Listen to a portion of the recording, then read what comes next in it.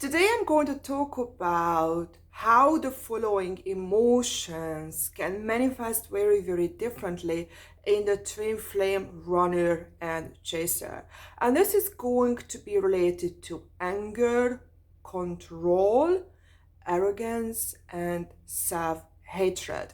And the goal of this video to show you the dynamics within you and also in this type of relationship where you attract and feel attracted to your own opposite. You need to understand that twin flames, both the chaser and the runner, are on a spectrum. So some of you are more healed and some of you are less healed. It's not single dot. And while watching this video, you have to examine how much these characteristics can be within you. And this is something I had to be very honest with myself as well, because any type of self-development, any type of self-integration is going to require brutal honesty with yourself, and it's actually very difficult and very painful. The problem with many deep emotions, feelings, and impulses that they can manifest on a different level, and maybe anger manifests in a very different way. So, for example, one of my clients had a very unhappy childhood, and she was suffering from a very severe OCD, obsessive compulsive disorder, related to cleaning. She had to clean all the time. She just couldn't stop until she realized where this actually came from. And it came from that the father didn't care about her. She felt mistreated. She felt that there was no emotional connection. And the father was actually a very sloppy person who just left everything all over the place. So this was her child self expressing anger towards the father, that I'm going to be your own opposite. I'm going to be cleaning all the time because you were just such a dirty person. So these are the things you have to pay attention to, that maybe your behavior is actually a lot more complex than it seems. So the anger is going to look in the chaser in a way that when the relationship doesn't go in their way, they don't really realize, they don't want to recognize that the partner has let them down. What they do instead is that they try to change the partner. They try to help the partner.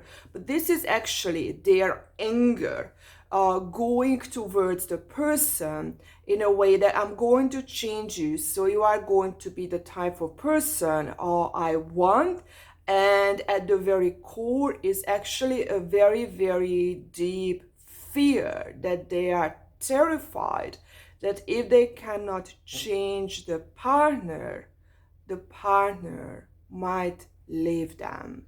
And this was actually my realization as well. I had to come across, and it was very terrifying that I wasn't helpful, I wasn't patient, I was terrified.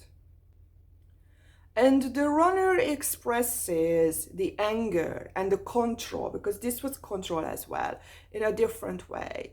That when he or she feels attacked, like this would happen, they kind of block. They go away, or they just don't allow the other person's reality getting into them. They don't allow the other person to change them, because they feel as the parent who was authoritarian, always telling them what to do, and this is how you to actually reinforce your childhood wounds. And this is where the shift is actually happening. So the runner goes towards with the anger to the runner, and the runner generally goes away or blocks with his or her anger. And when it cannot be resolved, these actually change. So the runner turns the anger, this withholding, into push. So that turns into direct anger, and it's going to be arrogance. And it's going to come with their self-esteem, that they flop themselves up, that who the fuck you think you are, and maybe they don't say it directly, but this is kind of their internal experience, that I can find a better person than you. And this is when they get into this arrogant, higher self-esteem, that they go away. And that's why they can detach so easily. And for the chaser, because this couldn't be resolved, it actually comes back at them, and it turns into self-hatred. And the self-hatred can unfortunately turn many times into self-destructive behaviors. It can be drugs, it can be alcohol, it can be eating, maybe obsessive running. But many times, because it's so emotional, it's that if I cannot be loved, I'm going to destroy myself, and it can turn into a suicidal behavior.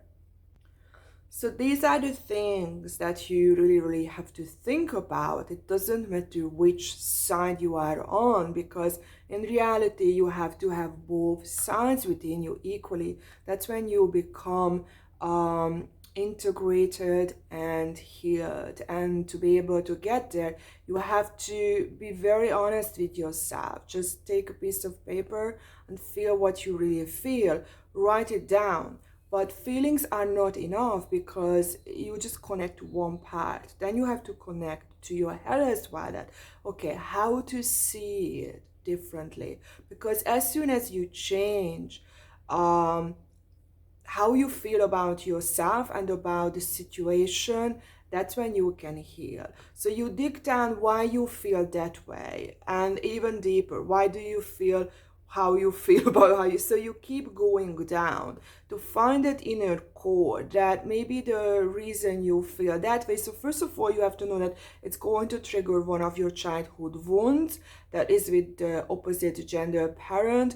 But you have to really think about, if you are a chaser, how is it related to loneliness and love and abandonment, that you feel that you are not loved. And then you have to work through yourself, how you can give love for yourself. And many times it's that you move away from a difficult relationship, and you also allow yourself to feel let down, because this is one of the controls that the chaser has, that I keep helping you, I keep doing for you, because this is your inner control. You just don't see it, because if you would stop, if you would face reality that the attachment figure has let you down, and you feel betrayed, you feel hurt, then it would just be too much pain for you.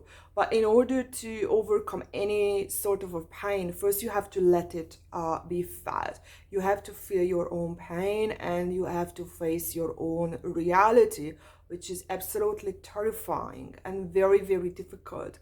But unfortunately, there is no other way. And if you are the runner, you have to be able to allow the other person's reality within you. So instead of going away, which is actually the easier option, maybe just keep asking questions and let your guard down, and try to dig into what your partner really tries to tell you, and what she or he wants. Because maybe the behavior is unhealthy, but the intentions are not. And the intention is that the partner wants your attention and wants to be with you. Because if your partner didn't act out towards you, it would mean that they are not interested. That's why they do. Like, just imagine when you don't care about anyone, you do nothing. It's like, I'm not doing anything with this pen, do you know what I mean? Because I'm not interested in it, in a sense. So this is how you can reinterpret what is happening, first of all, but second, what you have to be really careful about, because you make your own decisions too easily in your head and you don't feel as much. And this is the opposite of the chaser, that you try to really see into the weakness of the partner, that what is their pain, what they are really trying to tell you. And when you see that, try to see that exact same pain within you, because you both share the exact same pain and the exact same wound, but it's expressed in two opposite ways. I hope this video was very helpful for you, and see you in my next video.